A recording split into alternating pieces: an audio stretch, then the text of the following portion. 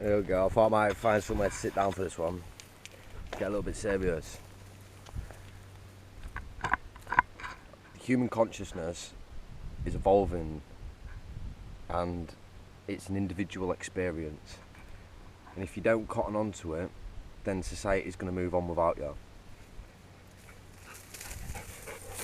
Basically, the government are going to go and take over. The way society works is based on fear, and the fear and is the biggest motivation towards creating an inland prison.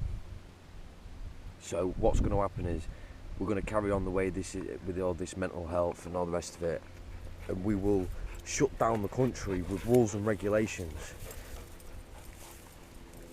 through voting of the mass majority of people, and it will be homeowners and landowners who will be initiating this because of the human psyche wanting to protect law and order. What they're doing is they're selling the souls to the Matrix. Now this Matrix is being exposed. Humans are evolving back to what I'd say evolving. We're not evolving at all.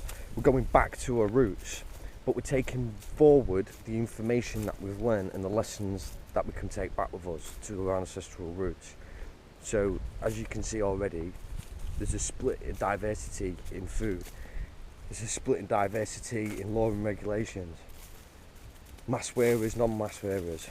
It's inevitable that it's going to go down this spiritual path where the people of God, or the people who believe they come from the earth, will reunite, and it doesn't matter if it will come from religions. The religions will come together spiritually and transcend to one people, to understand that we are all one people. And all the deniers will flee to the cities to feel safe. So what they'll do is they'll lock down the cities. So in every country, all the cities will lock down, and all of the people within it will hold the nationalities. And everybody else, all the outsiders and all the stragglers, all the people who opt out of the system, will go on to live into mobile homes. I'm talking mobile homes. You don't vision a caravan at the minute. With the society coming together, with the technology, the advancements, with our capabilities, without the overheading rules and regulations, we could repurpose container units, things like this, and make them mobile and usable. So we could have free travel to travel wherever we want. Being vegans, looking after the earth, rehabilitating the earth back to the Garden of Eden, refilling the Book of the Promise. Now, this is my belief that the cannabis and stuff like this has all led me back to my roots, my true roots, which is all of this. Why are we letting one person own all of this when we could feed a small fucking army with all of this? Like, I'm not talking an army to go fight the revolution, I'm talking the revolution is stepping out of the fight and transcending into what they say love. What is love? Well, it's loving yourself. Because if you love yourself, you know where you come from, you know that you are the earth and that everything around you is a part of you, then you will love creation as an entirety. And what serves your best interest as an individual doesn't serve the best interests of the people in society around you. If we was to be brought up as babies, that imagine a 3-year-old, yeah, eating an apple. Right, you've eaten that apples, you need to go plant the seeds. You've eaten that tomato, go plant the seeds. So on and so forth. If we was taught by the age we're 12, 15, whatever, by the time we're 18, 21, we could have learnt the ability to build our own homes, mobile homes, be fully self-sufficient, solar panels, wind, for electronic, all the rest of it. With the power of Facebook, YouTube, we've got all the learning facilities. There is no reason for anybody to live without, and it's all because of power and greed.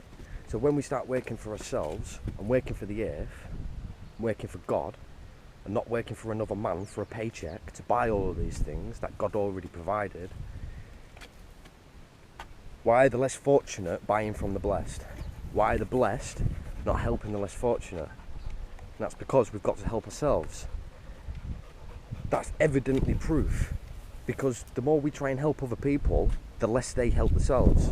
You know this with kids. You get dressed every morning, they're not going to get themselves dressed, are they? All of these are lessons that life is telling us, but it seems to go on generation after generation. But finally the world is starting to wake up, and it's only to the power of Facebook, and it's like, and you, whatever, all these Twittergrams and that. Try not to keep up with them all, but they've influenced our lives so much.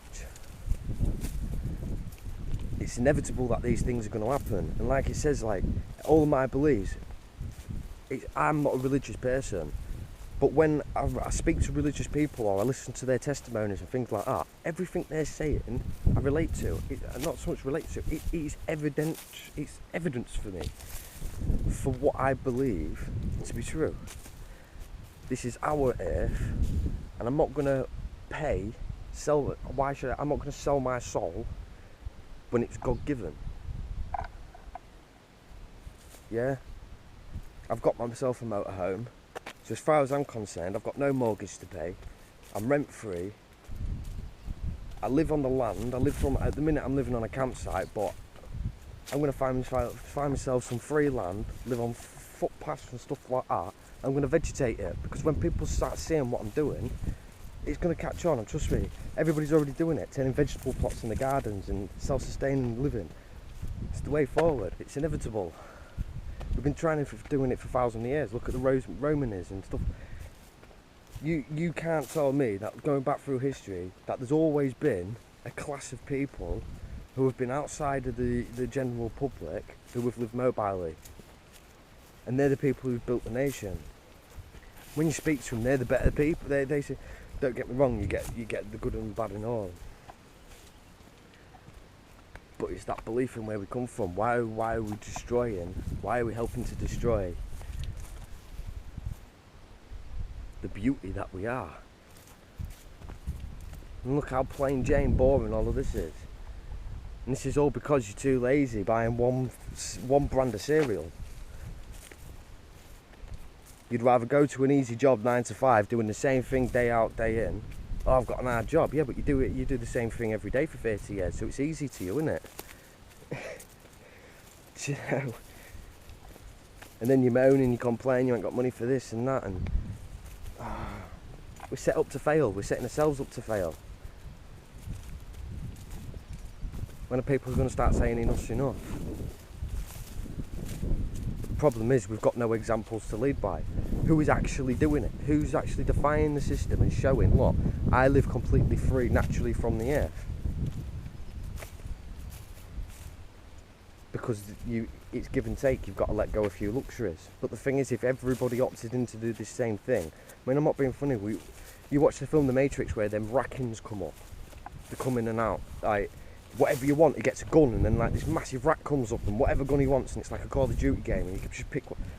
I'm not being funny, but it's like, it's the same now. I mean, if you want a caravan, you go to a caravan yard, there's hundreds of them. If you want a mobile phone, you go into like a cash converters or something like that, yeah?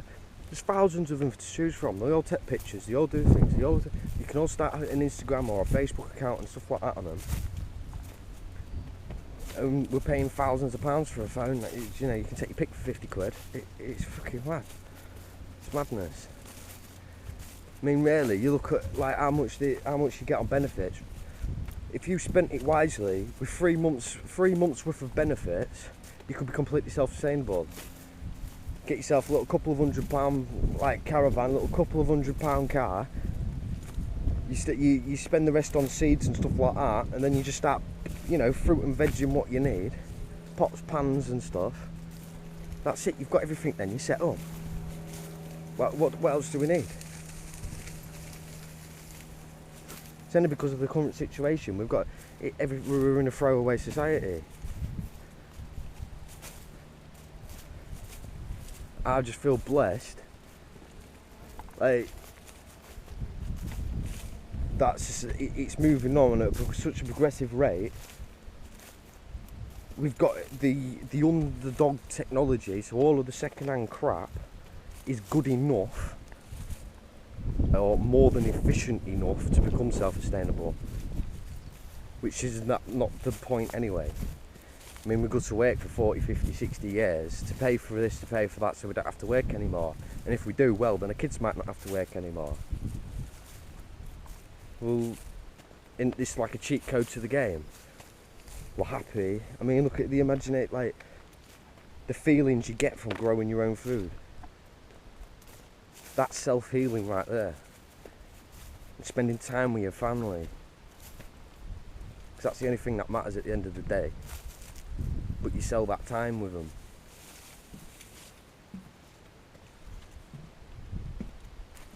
Madness.